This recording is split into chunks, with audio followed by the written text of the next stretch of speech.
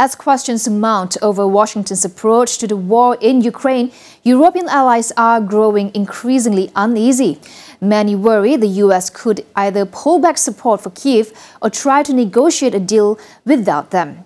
Gregory B. Polling from the Center for Strategic and International Studies in Washington breaks down why Europe is pushing to stay at the table and why a ceasefire is still a long way off. I think the big European fear, there was two. One, that the U.S. would simply abandon Ukraine, and that looked like a very real threat early in the administration, particularly after the very nasty Oval Office blow-up with Zelensky. And then two, that the U.S. would strike some kind of deal without Europe, but Europe would have to be part of the implementation. And that's what this 28-point agreement said, right? It basically put a whole bunch of demands on the Europeans, and the Europeans weren't even at the table negotiating them, which is one of the reasons it fell apart. So what the Europeans want is the U.S. to continue to provide some degree of support to Ukraine while Europe ramps up its own industrial base in order to step in and fill in more. And I want to be fair to the Europeans. They are still providing much more support to Ukraine per capita than the Americans are, and more with every passing year.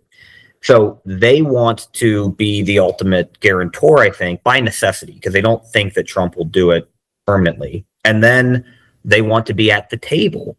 They think that it has to be, of course, Ukraine and Russia that lead the negotiations, backed up by both Europe and the U.S. They will not accept being cut out of those negotiations because they know that they're the ones who are going to have to ultimately provide the security guarantee for Ukraine.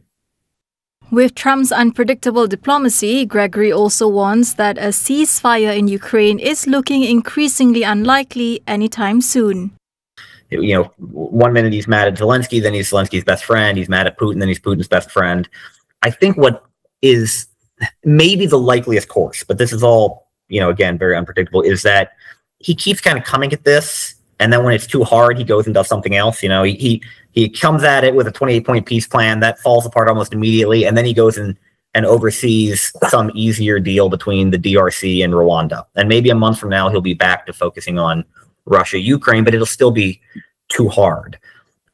In the meantime, you know, the Ukrainians are going to continue pounding Russian oil refineries, and the Europeans are going to continue to ramp up their military support to Ukraine, while the U.S. will continue to provide what support it can. I think anybody who thinks that a ceasefire is likely, say, in the next 6 months is probably fooling themselves.